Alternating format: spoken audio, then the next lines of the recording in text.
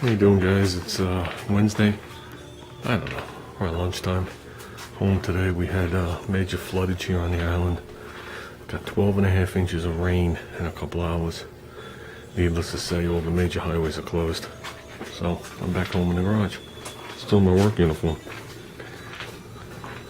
Tackling these low spots. I think we got this one. I think we're good. I don't feel it. So that was like a ding in the center, like a little ding. And I see one on the other side.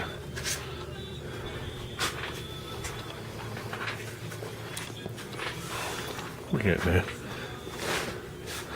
This one's a little different. I know this one will catch the light. It might not catch the light for you guys, but it's like right here. It's longer. That's right. Like long, thin. Not that deep, but deep enough. Definitely a light catcher. So we'll scuff that in there. We'll put a little skim on there and see if we can work it down. Getting there. Getting there. Trying to keep it as wafer thin as I can. Before I even fully sand it, I looked for a low area and I put a little more there. As you could see through it. So I could sand this all in one shot instead of constantly breaking through everywhere around it. So far, all I found is this and that one ding over there. So if anything else is here, it's too minute for me to pick up. So I guess I'll pick it up when I 2K it and start to block this.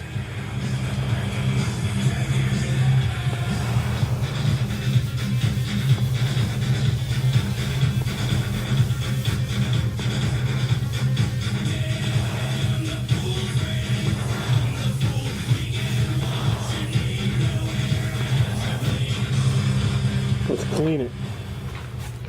Okay, we're good. That's as flat as I'm gonna get it at this point, at least. Sorry, something's tickling me. Like I said, we'll 2K it, and we'll start blocking this bad boy out. Had a sand here. Had a very slight sag that went on the first coat. Came around with the gun this way, and I went around the gun this way, and I had just a very. You can almost see the remnants of it right there. Don't want to sand it crazy. This stuff sands pretty nice for what it is.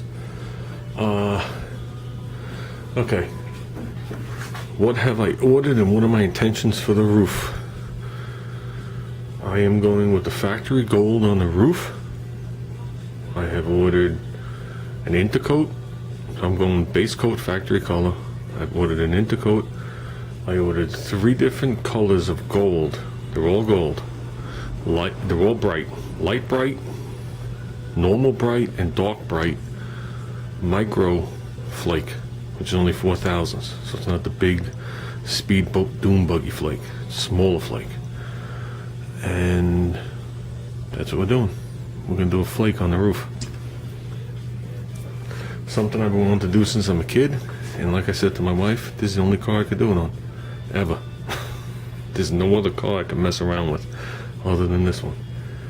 So I'm gonna go for it. Either I'm gonna like it or I'm gonna hate it. There's gonna be no in between, I can tell you that right now. So it's gonna be a lot of work, but I'm ready for it. I'm ready for it. To me, the roof and the car are 2 different projects. So I'd like to get the roof done, let it sit for a week or so, then mask it off and just leave it. And then when I'm done with the bottom of the car, come back and then wet sand it. So let it sit for a while. See if we're gonna need a 600 in a second, 3 or 4 layers of clear. We'll see how it's gonna go, how we're gonna play it out. How I plan on doing it, I'll tell you as I go along. I think guys that paint will realize it's a good way to do it, and you'll know the reasons why. But we still have a couple of weeks for that, at least. I'm trying to do this in like the first couple of weeks in September, when the humidity starts to drop. Now the humidity's through the roof because we just had 12.5 inches of rain. I got my fan on, the sun's out, all the wetness has gone outside, but I'm just sucking in humidity. So I don't want to deal with that. I need everything on my side, to get this done the best I can. So, but we are painting the roof We're painting the A-pillar down to this edge. We're going to mask it. Okay, so all in here will be done. We're not doing the gutter. I'm not flaking the gutter. The gutter's going to be, either the gutter's going to be base coat gold, or the gutter's going to be the color of the bottom of the coat, which is probably what it's going to be. Because the window frames and everything in there are going to be the color of the coat, so I might do the gutters, run channels. Not run channels, drip rails, and inside the lip where it overhangs, all the same color, which I'm probably going to do. I'm not bringing it down to this bottom edge. I'm putting it in here, so there will be the base color coming up here a little bit. Then that strip will come across, and that strip will be base color. I'm going to mask it off on this edge. And we're going to be doing the rear pillar, C pillar, whatever they call it, on the back of a wagon. But I don't know if you could see, there is a notch in it. Okay, and this body line continues over. Some people do this the same color as the roof. I've seen it both ways. To me, that's two-toning it. I'm not two-toning it. So if I'm going to do that, I've seen people come across and do this whole shelf. They'll mask it at the edge and take this shelf with it and do the window frames that color too. But I'm not doing that. It's a very awkward thing. I've also seen AMC put stuff here.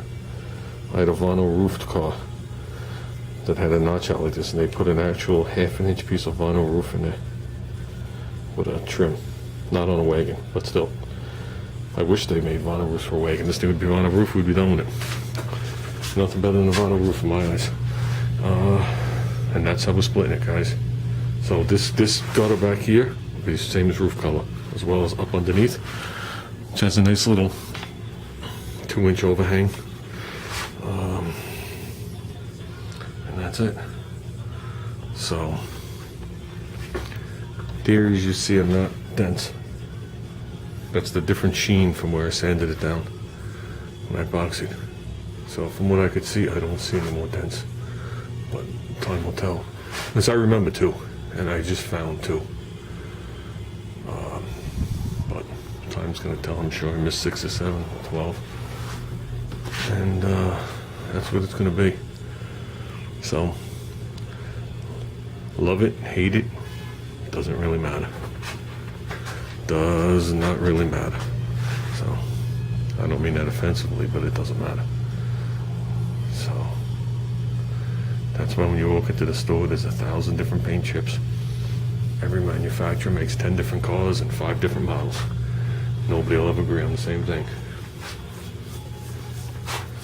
But think of it this way. If I paint it really ugly, really hideous, like beyond belief, and I leave it in the barn for 30 years and pull it out, it'll be the best thing around.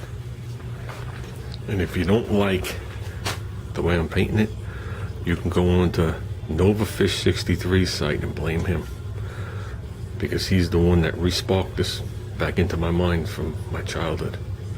So when I was a child, everything I drew had metal flake.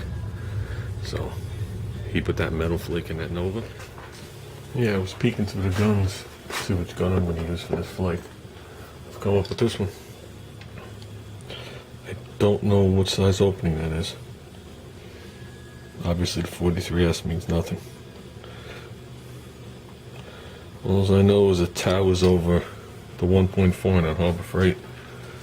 It looks like the JGA 502 is the smallest. That other DeVilbiss I've been using is in the middle, and this one is the biggest. It's identical to the one I've been spraying with, except it has a different cap on it.